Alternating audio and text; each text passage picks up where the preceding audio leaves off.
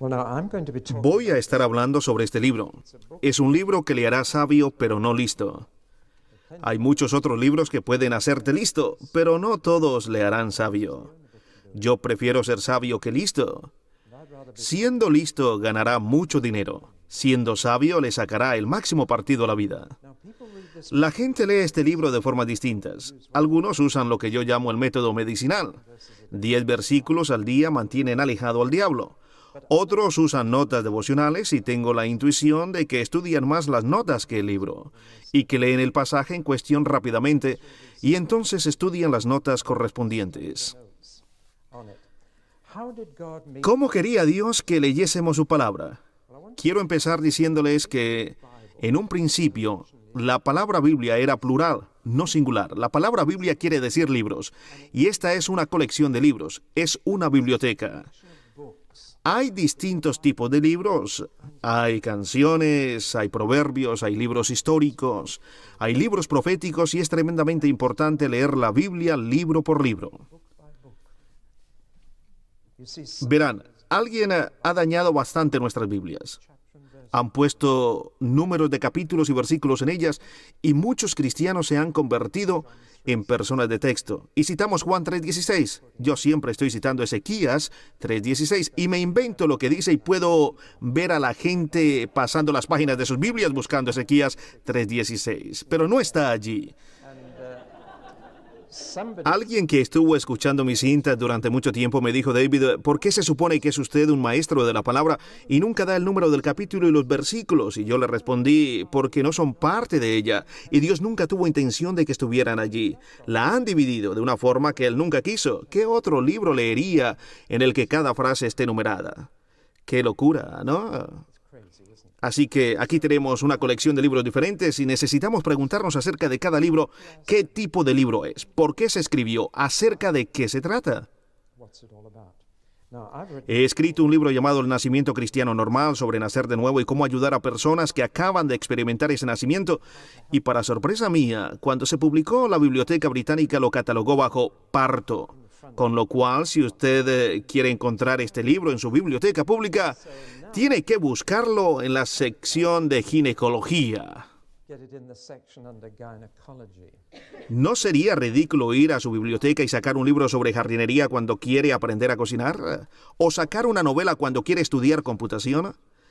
De la misma forma, hay gente que cita un versículo de la Biblia sin atender el contexto, sin preguntarse dónde lo han encontrado y dicen que es la palabra de Dios.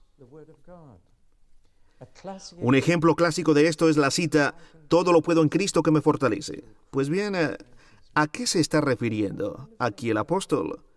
A menudo le pregunto a una congregación qué tipo de cosas pueden hacer a través de Cristo, y ellos me responden: testificar, sanar, orar, pero el pasaje no tiene nada que ver con ninguna de estas cosas. Trata acerca de la capacidad de vivir con el salario propio. Es entonces un pasaje muy relevante para hoy día. Y Pablo dice que ha aprendido a contentarse con mucha o poca plata. Ha aprendido a administrar lo que tiene. ¿Saben? He encontrado recientemente una iglesia donde 2/3 de la congregación estaban en deuda y necesitaban aprender el significado de ese pasaje. Puedo vivir con mi sueldo, vivir con mis ganancias. En Cristo que me fortalece, puedo vivir de mi pensión. Muy relevante. Pero si se toma fuera de su contexto, la cita pierde todo su significado. Y el libro en el que se encuentra ese versículo le da su significado completo.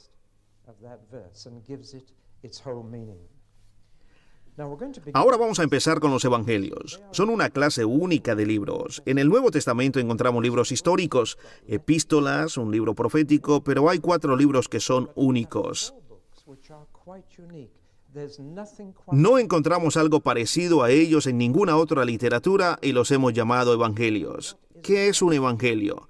No es una biografía. Desde luego, no es una autobiografía, porque Jesús nunca escribió ningún libro, pero tampoco es una biografía normal, puesto que más de 1/3 de las páginas de cada evangelio describen la muerte de Jesús.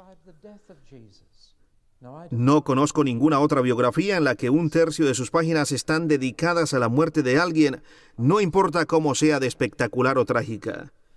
¿Qué, pues, es un evangelio? La comparación más cercana que encuentro en la vida moderna es un boletín informativo. Son noticias siendo anunciadas. Y cuando son leídas, uno encuentra que son unas noticias emocionantes para compartir y que deberían ser leídas en voz alta. Y yo sugiero que incluso estando usted solo, se beneficiará más de ellos leyéndolos en voz alta. Leyéndolo a otros he encontrado que el beneficio es todavía mayor. Me encanta leer la Biblia a la gente, incluso más que predicar, porque cuando leo la Biblia, cada palabra merece la pena ser escuchada.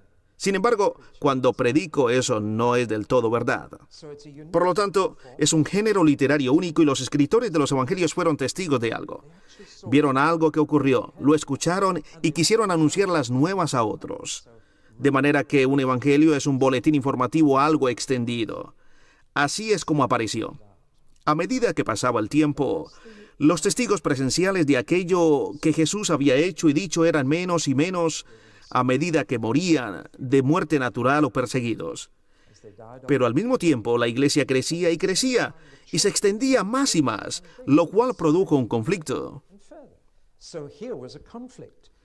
El número de aquellos que podían anunciar las nuevas habiéndolo visto con sus propios ojos se reducía, mientras que el número de personas que necesitaban escuchar las nuevas crecía. ¿Cuál podía ser la solución? La respuesta es que tenían que escribirlo, sin demorarse, ponerlo en tinta y papel antes de morir, de manera que nosotros pudiésemos tener acceso a los hechos de Jesús relatados de primera mano por estas personas. La primera cosa que nos sorprende cuando abrimos nuestras Biblias es el que haya 4 evangelios. ¿Por qué 4? ¿No hubiera sido mucho más conveniente si solo tuviéramos uno? Puesto que como encontramos a medida que los leemos repiten muchos de los mismos hechos, entonces, ¿por qué 4? ¿Por qué no pudo Dios hacer que se reunieran y produjeran un solo volumen al que contribuyeran cada uno lo que supieran? Hubo intentos de hacer esto. Uno de mis autores favoritos hace años era Freeman Wills-Croft. ¿Alguno de ustedes es fan suyo? Especialmente cuando residía en Guilford, me gustaba leer Crimen en Guilford, que es un asesinato en un lugar llamado Hawksback. Freeman Wills-Croft era un predicador laico anglicano que vivía en Guilford, en Surrey, y escribía novelas de detectives. También tenía un interés en ferrocarriles que comparto con él. Así que decidió unir los 4 evangelios dando lugar a su armonía de los evangelios. Es ingenioso, pero ha perdido algo. Ahora, ya nunca lo leo. Lo disfrutaba al principio y pensaba que me ahorraba mucho tiempo, pero entonces me di cuenta que había perdido una dimensión muy valiosa. Verán, Dios duplica ciertas cosas en las Escrituras. Hay 2 explicaciones de la creación en Génesis 1 y 2. Hay 2 versiones de la historia de Israel en Crónicas y Reyes. Y aquí tenemos 4 versiones de la vida y muerte de Jesús. ¿Por qué? La respuesta es que para algunas cosas importantes Dios nos da perspectivas distintas y para captar el todo multidimensional las necesitamos todas. Así pues, le vemos desde 4 ángulos distintos.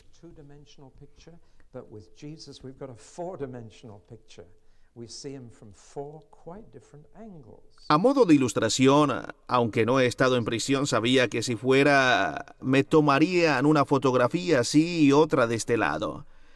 Sin embargo, hace un mes dije esto y un hombre que había pasado por ello me corrigió y dijo que ahora se toman 3 fotografías para tener el cuadro completo de la cara de una persona, de modo que pueda ser reconocida.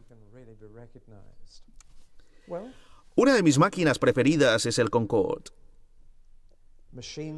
Sencillamente me encanta la forma del avión. Parece que está volando incluso cuando está en tierra. Hay algo en sus formas. ¿Cómo la describiría a alguien con palabras? Sería complicado, ¿no?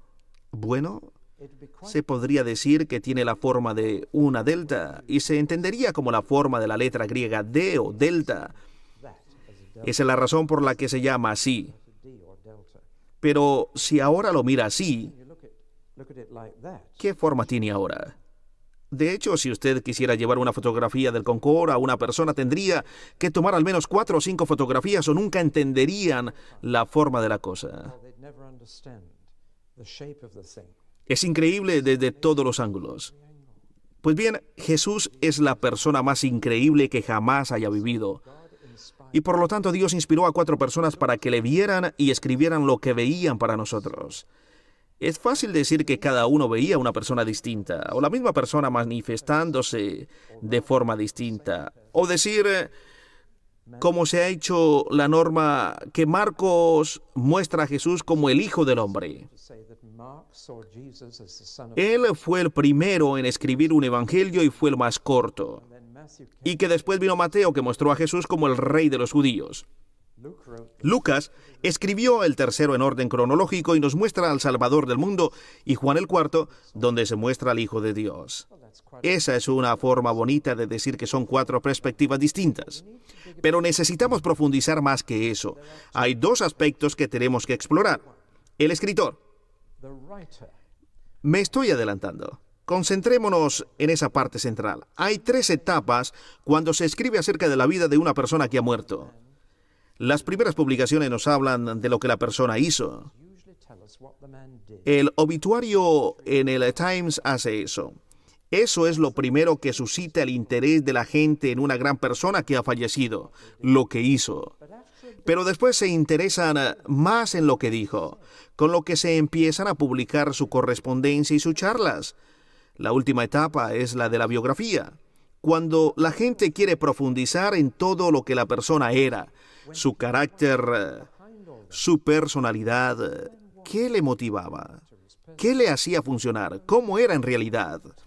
Y de hecho, los 4 evangelios siguen estas etapas de una forma significativa. Marcos está interesado en lo que Jesús hizo, sus hechos, sus milagros, su muerte y resurrección. Ambos, Mateo y Lucas, contienen bastante más de lo que Jesús dijo. Han plasmado sus enseñanzas mucho más de lo que Marcos lo hizo. Y por esa razón son más largos, porque ambos usaron Marcos como su estructura básica, pero después añadieron mucho material nuevo. Juan, sin embargo, no estaba interesado en lo que Jesús hizo, estaba más interesado en lo que dijo. Pero sus preocupaciones principales, como veremos en la charla siguiente, son con la naturaleza de Jesús. ¿Quién era Él? Su personalidad, su ser interior. ¿Quién era Él? Ahora expliquemos esta tercera parte. Hay 2 niveles en los cuales se puede estudiar un evangelio. Uno es desde el punto de vista del escritor. ¿Qué veía él? ¿Cómo lo interpretaba? Su forma de entender los hechos es diferente de los otros 3. Así que, ¿cuál era su forma de entender a Jesús? Ya que la forma de entender dice más que la simple vista. Pero eso es solo uno de los niveles. El otro nivel en el que debemos estudiar un evangelio es desde el punto de vista del lector. Y lo que aquí debemos preguntarnos es la razón por la cual se escribe el libro. ¿Para quién estaba escrito? ¿Por qué se escribió? Porque el escritor no estaba diciendo lo que vio sin más, sino que estaba escribiendo con un propósito en particular y para unos lectores en particular. Por lo tanto, cuando estudiemos un evangelio, necesitamos hacerlo desde estos 2 ángulos, el del escritor y el del lector. La forma de entender y el propósito del escritor, ¿a quién esperaba alcanzar con su mensaje? ¿Qué mensaje quería enseñar? Espero que esto pueda ser el fundamento para el resto de nuestro estudio. Vamos a estudiar Mateo ahora desde estos 2 ángulos.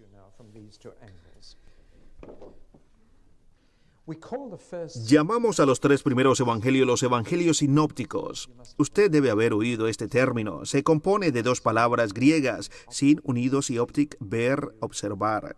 Quiere decir que los 3 evangelios tienen una perspectiva similar. Ven a Jesús de la misma manera, mientras que Juan lo ve solo. Debe haber notado la diferencia que hay cuando termina Mateo, Marcos, Lucas y comienza Juan. Empecemos con Marcos. Marcos es un texto periodístico emocionante. Es puro periodismo. Anuncia las nuevas y se apresura contando los primeros meses del ministerio público de Jesús, pero lo divide cuidadosamente entre los primeros 2 años y medio y el medio año final. Ese es su esquema y es el esquema que ambos, Mateo y Lucas, usarían. 30 meses ministró Jesús en el norte, en Galilea, que era un área muy cosmopolita, con muchas nacionalidades representadas ahí. Un país muy abierto y gentes muy abiertas. Pero en Judea, en el sur, eran nacionalistas, gente intolerante, gente muy estricta, gente aislada. Así que Jesús era muy popular en el norte y odiado en el sur. Por esa razón murió en el sur y no en el norte. Las únicas personas que intentaron matarle en el norte eran sus propios vecinos en Nazaret, que intentaron despeñarle por un precipicio. Pero en general en el norte Jesús era inmensamente popular. Miles le siguieron. Cuando fue al sur es cuando encontró problemas vez tras vez. Así que ese es el esquema y Marcos está conduciendo la historia a un clímax que acontece en el sur. Hay una sensación de esparcimiento en el norte, pero cuando llega al sur todo entra en tensión y se convierte en crisis. Sin embargo, al mismo tiempo que nos conduce al clímax, también decelera al acercarse este. Mientras en las primeras páginas de Marcos usted ve pasar apresuradamente los meses, y de hecho así transcurren los primeros 2 años y medio, y enseguida se sube al barco e inmediatamente está en el otro lado. Debía haber sido una lancha rápida o algo así, y todo ocurre al instante. Es periodismo que nos llena de emoción con todo lo que está pasando. Pero entonces los años se transforman en meses. Los siguientes meses, unas pocas páginas, después los meses se transforman en semanas, luego las semanas son solo una semana y cada día es descrito y del último día se detalla cada hora. ¿Se había dado cuenta de eso? Es como un tren de mercancías frenando hasta llegar a parar, y cuando para lo hace al pie de la cruz. Así que Marcos conduce todo hacia la cruz, decelerando a medida que se acerca a ella. ¿Puede usted ver la combinación entre la intensificación y la deceleración?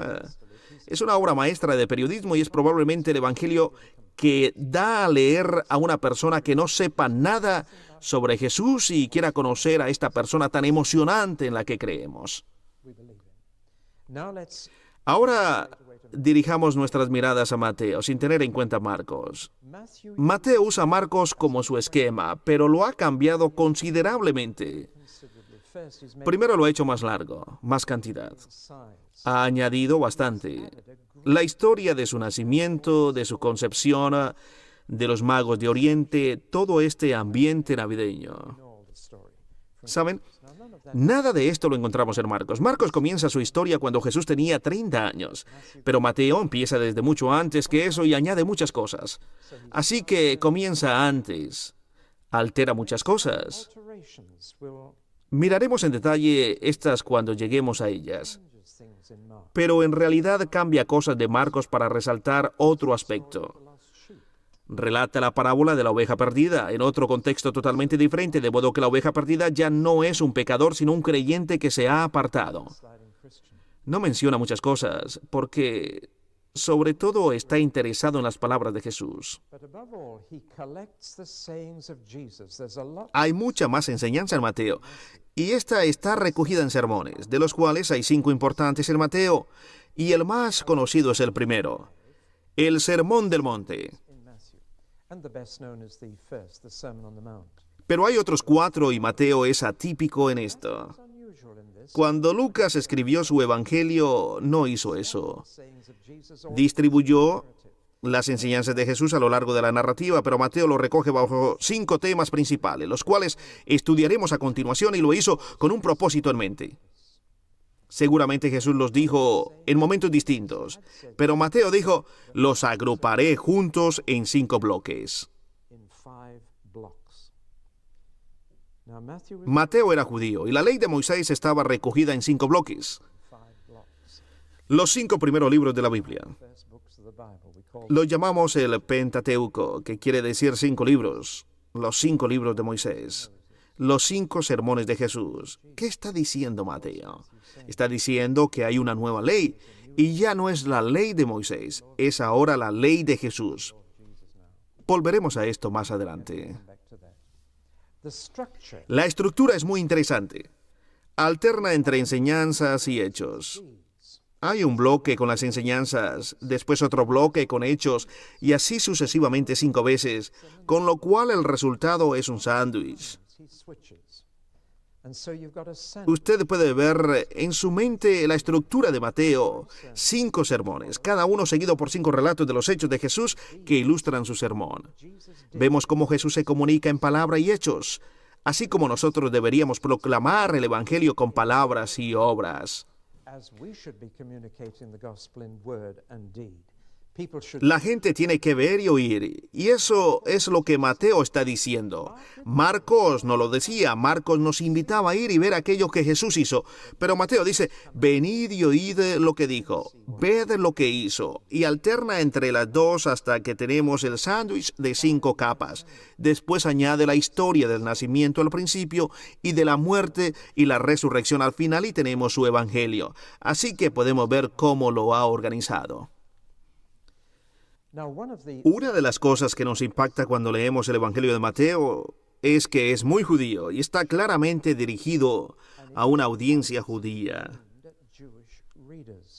Empecemos con una observación muy simple.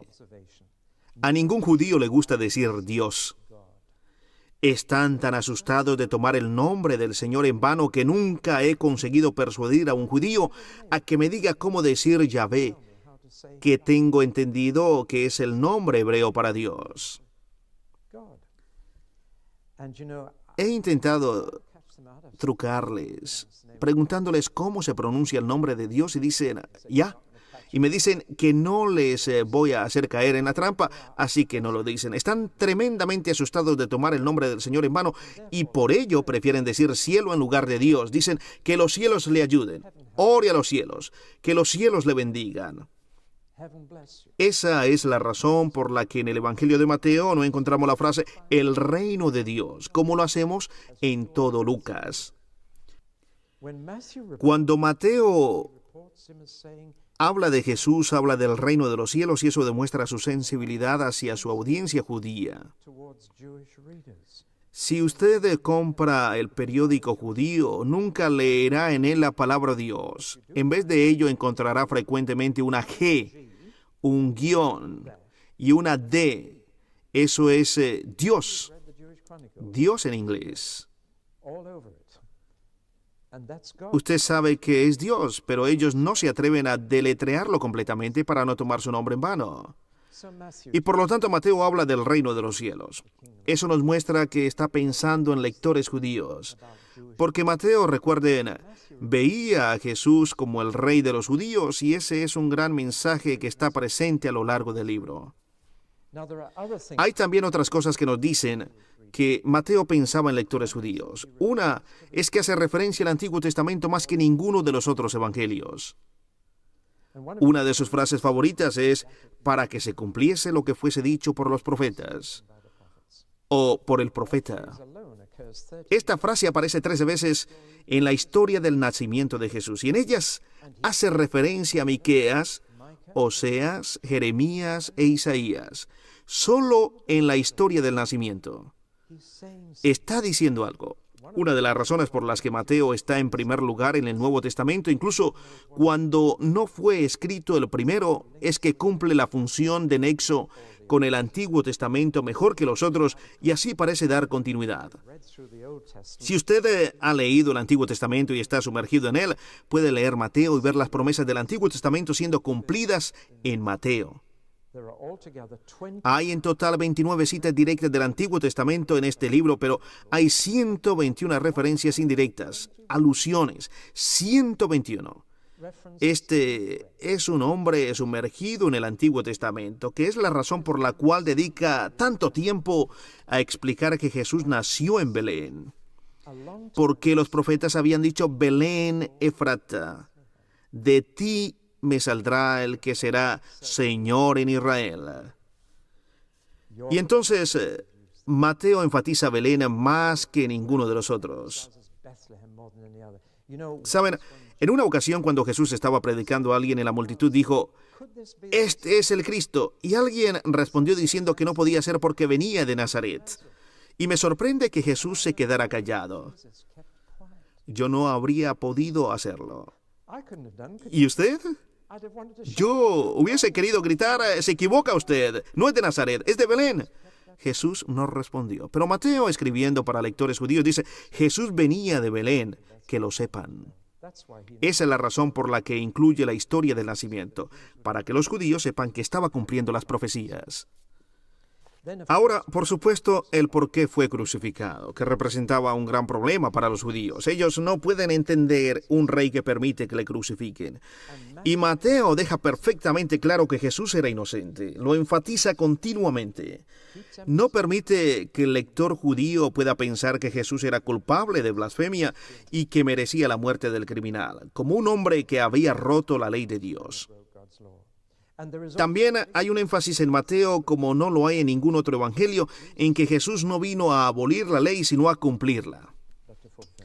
Y una de las afirmaciones más fuertes de Mateo, que ha sido un problema para los cristianos desde entonces, es que Jesús dijo, ni una jota, ni una tilde pasará de la ley. Eso me hace sentir culpable, porque yo estoy infringiendo la ley de Moisés en este mismo momento. Y lo suelo hacer, porque una familia judía me ayuda a ello. Verán, una de las jotas o tildes de la ley mosaica es que no se deben llevar trajes de materiales mezclados, y mi santo es San Miguel.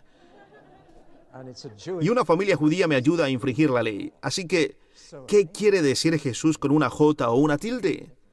Esto va a ser un problema con el que tengamos que enfrentarnos. Hay otra ley que dice que si usted encuentra termitas o podredumbre en su casa, que se deberá quemar esta por amor al prójimo. No dice nada del exterminador. Quema su casa porque ama a su prójimo. También dice que si construye una extensión a su casa y tiene un tejado plano, debe poner una barandilla para evitar que los niños del vecino suban y se caigan. Esa es buena, ¿no? Así pues hay leyes para la construcción, para el vestir, para los cuartos del baño. Y Jesús dijo que ni una jota ni una tilde pasará de la ley. Es Mateo quien nos dice esto. Debe haber sido tranquilizador para los judíos, porque ellos pensaban que Jesús había venido a destruir la ley, y Mateo les dice que no es así, vino a cumplirla. Quiere decir que vamos a tener que forcejear con la ley de Moisés. Y habiendo dicho todo esto, que Mateo está pensando para lectores judíos, debo decirles ahora que también es para gentiles. Los magos o sabios de Oriente que fueron a visitar al niño en Belén, asumimos, aunque no estamos seguros, asumimos que eran gentiles, y a lo largo de todo el Evangelio, hasta el final, donde Jesús dice, id y haced discípulos de todos los gentiles, de todas las naciones, de todos los grupos étnicos en el mundo, todos los no judíos, id y haced discípulos de ellos.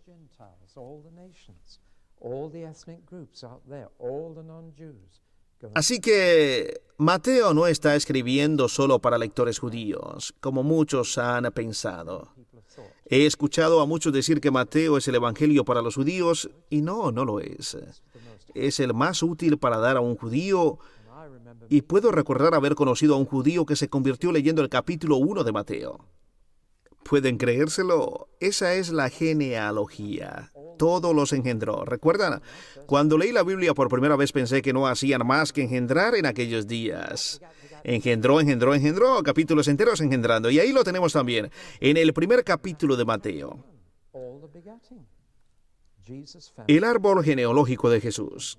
Y este judío se convirtió porque cuando leyó eso se dio cuenta de pronto que Jesús era una persona real, y eso fue lo que le convenció, porque para un judío es su árbol genealógico lo que le establece como persona, y se convirtió y creyó en Jesús solo con el primer capítulo de Mateo. Así que las genealogías tienen un propósito. Pero tenemos en este evangelio también un capítulo lleno de ayes para los judíos. Me pregunto si entienden lo que quiere decir un ay.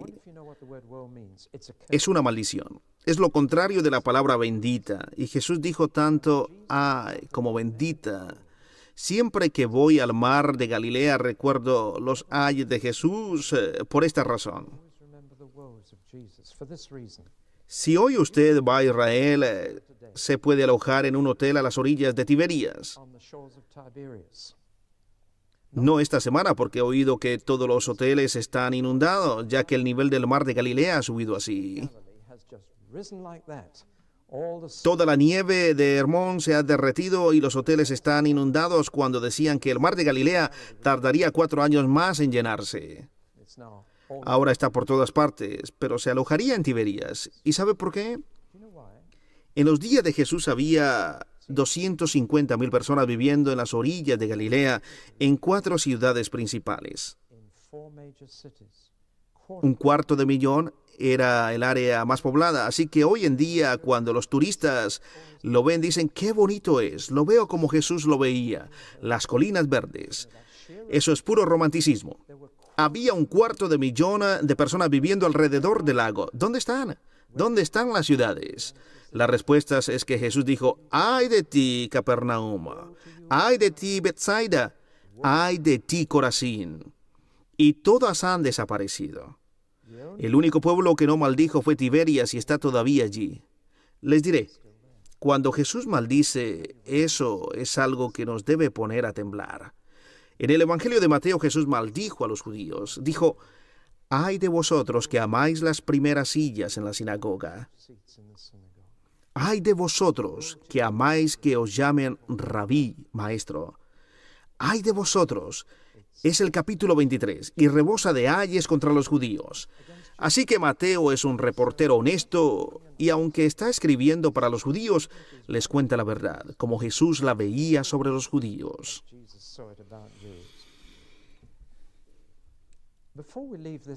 Antes de abandonar esta perspectiva, antes de olvidar la perspectiva judía por un momento, ¿por qué escribiría Mateo con palabras tan fuertes para los judíos cuando en el tiempo en el que escribía la iglesia se estaba haciendo más y más gentil?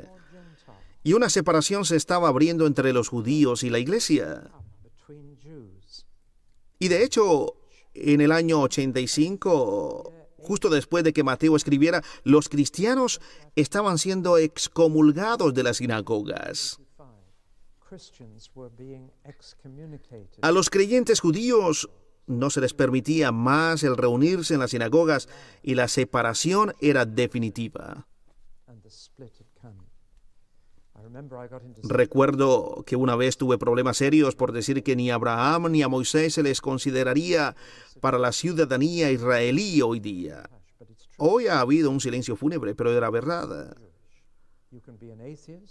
Si era usted judío, no podía ser ateo, agnóstico, budista, lo que quisiera y podía ser ciudadano israelí. Pero si era usted un judío que creía en Jesús, no. Y ambos, Abraham y Moisés, creían en Jesús, así como Elías. Y no reunirían los requisitos para que les fuese concedida la ciudadanía israelí. Y esto es porque se ha abierto una gran separación entre los creyentes judíos y gentiles, entre los judíos y la iglesia de Cristo, a pesar de que la iglesia era judía en sus comienzos. Todos los apóstoles eran judíos, todos los miembros originales eran judíos y por lo tanto Mateo estaba escribiendo para lectores judíos alrededor del tiempo en que la ruptura se haría definitiva. ¿Por qué haría eso? Bueno, puedo darles 2 motivos. La primera es que quería dejar abierta la puerta a los judíos. Quería mantener la relación con los judíos. Él era judío, eran sus compatriotas y Jesús era y es judío, por lo que quería dejar la puerta abierta para que los judíos no sintiesen que deben mantenerse apartados de la iglesia. Tenía un deseo sincero, como Pablo, de que los judíos llegaran a reconocer a su propio Mesías.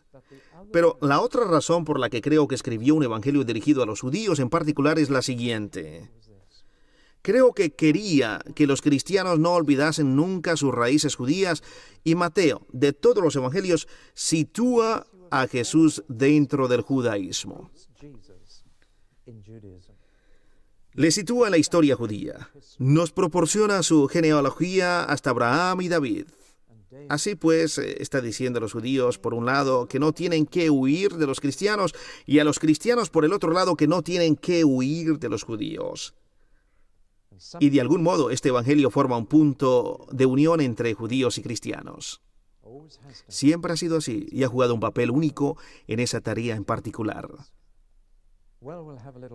Ahora tomaremos un pequeño descanso y después quiero hablar sobre la importancia del Evangelio de Mateo para nosotros los cristianos. Yo soy un gentil y mirando alrededor creo que la mayoría de ustedes también son creyentes gentiles. A mí a veces me confunden con un creyente judío por razones obvias. Va en los genes, pero a pesar de ello soy un gentil y a pesar de ello Mateo es un evangelio que me encanta. Lo que podemos aprender lo veremos en la siguiente charla.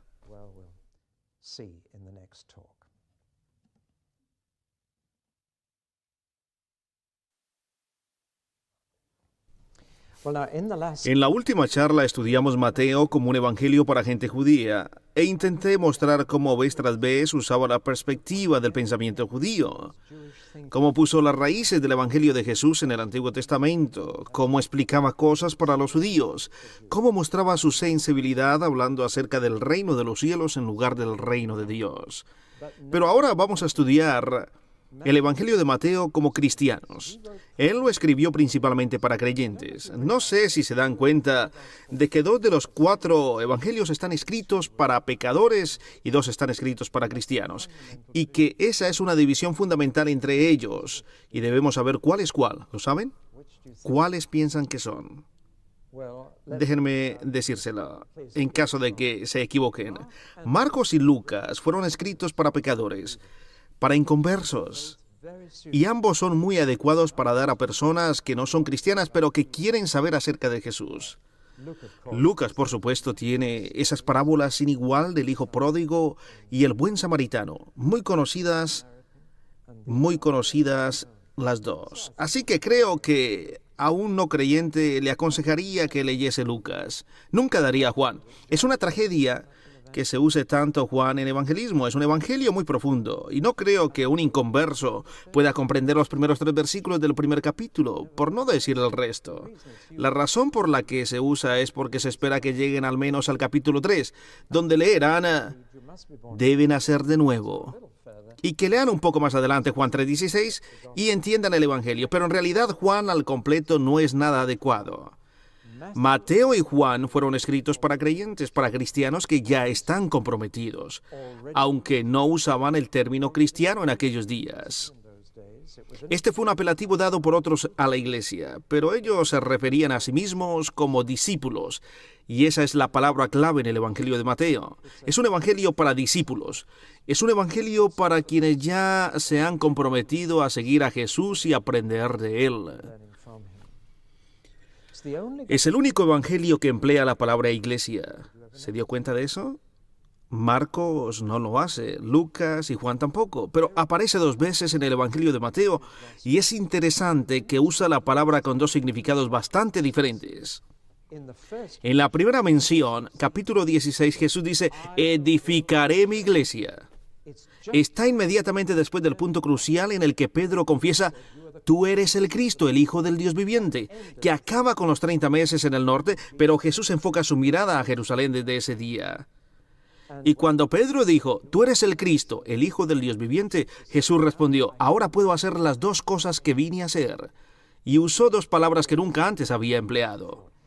Una era la palabra iglesia, dijo, ahora puedo edificar mi iglesia, tengo algo con lo que edificarla.